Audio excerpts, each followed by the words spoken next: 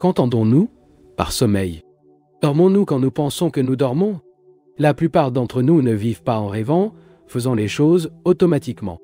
Lorsque les influences environnementales nous obligent à certaines actions, ne dormons-nous pas? Certes, la collecte au lit n'est pas le seul type de sommeil que la plupart des gens recherchent. Beaucoup d'entre nous veulent oublier. Nous voulons être insensibles, ne pas être dérangés. Nous voulons une vie facile et confortable, et nous pouvons donc dormir, mental et émotionnellement, car nous continuons à faire les choses avec une grande activité.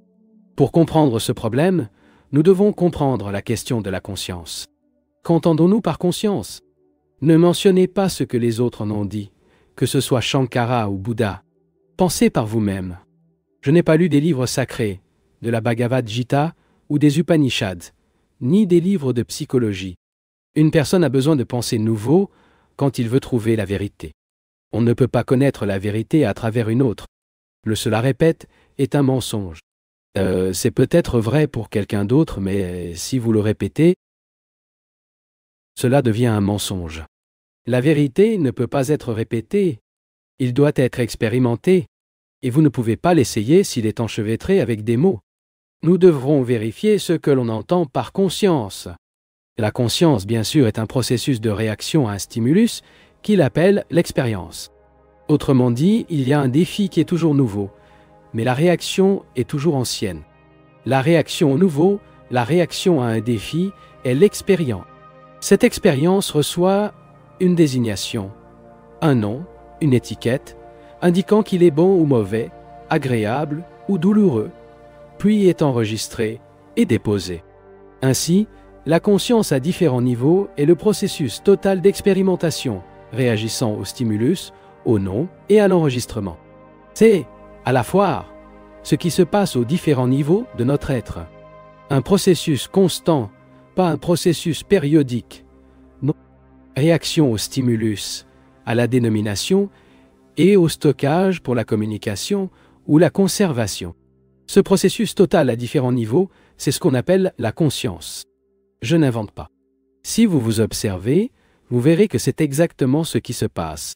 La mémoire, l'entrepôt, l'enregistrement et la mémoire intermédiaire qui réagit au stimulus. Et à ce processus, nous appelons la conscience. C'est exactement ce qui se passe. Eh bien, lorsque le corps s'endort, quand il dort, que se passe-t-il?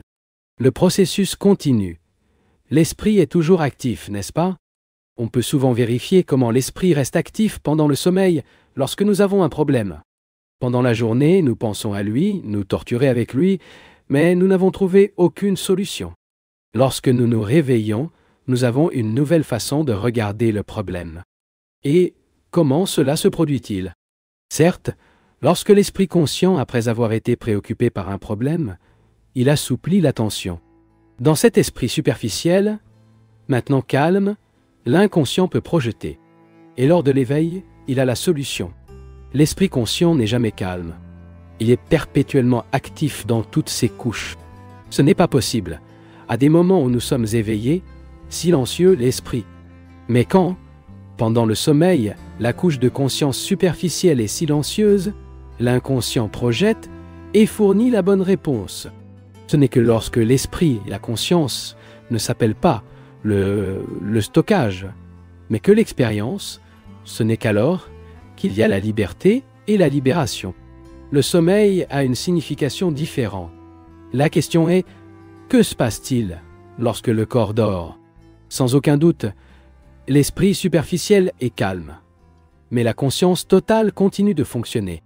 L'immensité, la signification la plus profonde du sommeil, n'est pas compréhensible si nous ne sommes pas parfaitement conscients lorsqu'ils sont éveillés du processus de conscience. Le processus de conscience connaît, nomme et conserve ou s'inscrit. Et lorsque ce processus sera maintenu plein, il n'y aura pas de liberté. La liberté et la libération ne peuvent venir que lorsque la pensée cesse. Être le produit de la mémoire, qui, à son tour, est à expérimenter, à nommer, à s'inscrire, la liberté n'est possible que lorsqu'il y a une perception pleine et silencieuse de tout ce qui se passe et à l'intérieur de nous. Et cela nous amène à une autre question.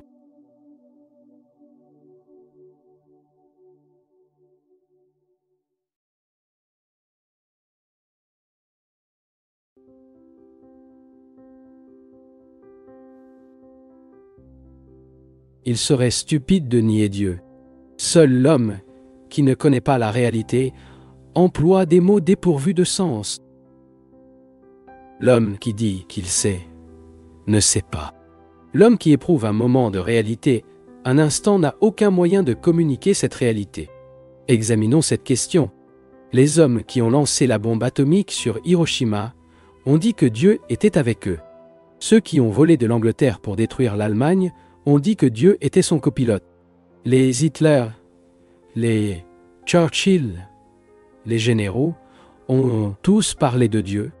Ils ont une immense foi en Dieu. Fournissent-ils un service à l'homme? Vous donnez une vie meilleure. Ceux qui disent croire en Dieu ont dévasté la moitié du monde. Et le monde est plein de misère.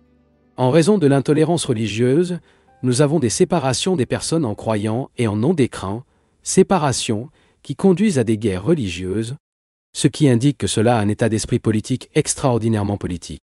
Et le capitaliste a son compte chèque de graisse à la banque, le cœur insensible et l'esprit vide. Je ne ris pas. Cela ne rit pas, car il fait exactement la même chose. Ceux qui ont un cœur vide parlent aussi de Dieu.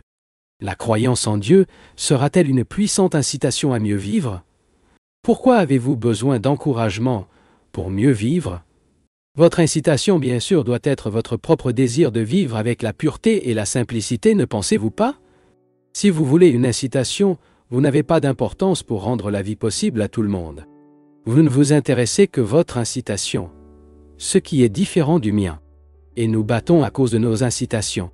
Mais si nous vivons heureux tous ensemble, non pas parce que nous croyons en Dieu, mais parce que nous sommes des êtres humains, nous aurons alors tous les moyens de production en commun afin de produire pour toutes les choses nécessaires.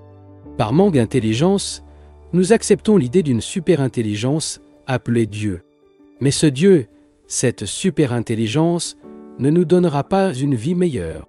Ce qui mène à une vie meilleure, c'est l'intelligence.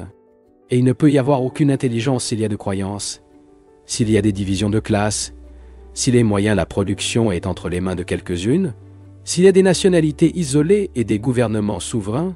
Tout cela, bien sûr, dénote le manque d'intelligence. Et c'est ce manque d'intelligence qui empêche une vie meilleure, et non le manque de croyance en Dieu. Un autre point est maintenant le suivant. Que veut dire Dieu? Premièrement, la parole n'est pas Dieu. Le mot n'est pas la chose. Lorsque la parole que Dieu prononce, ce n'est pas Dieu.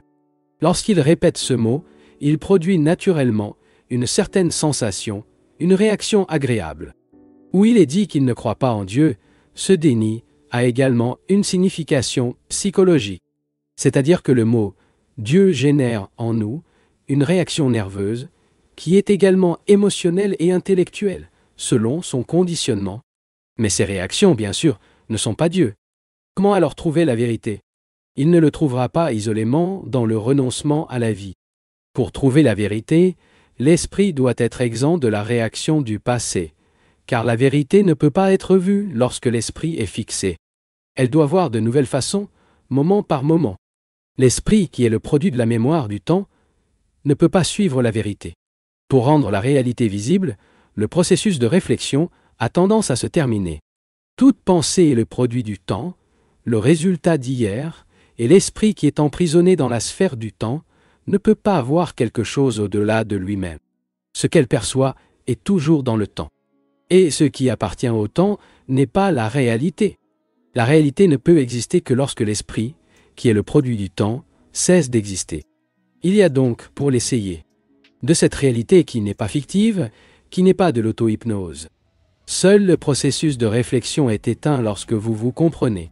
Et vous pouvez vous comprendre non pas dans le recyclage de la vie, mais uniquement dans vos relations avec la femme, les enfants, la mère, le voisin. La réalité n'est donc pas éloignée. La régénération ne dépend pas du temps. Régénération, cette révolution intérieure, porteuse de clarification, ne se matérialise que lors de la réalisation. Qu'est-ce que c'est? Il ne nécessite de temps, nécessite une compréhension, nécessite une attention lucide. Ce n'est que lorsque l'esprit est silencieux, la régénération vient-elle. L'expérience de la réalité n'est pas une question de croyance. Qui croit en elle ne le sait pas. Et quiconque parle de vous, c'est simplement dire des mots. Les mots ne sont pas une expérience. Ils ne sont pas la réalité. La réalité est incommensurable.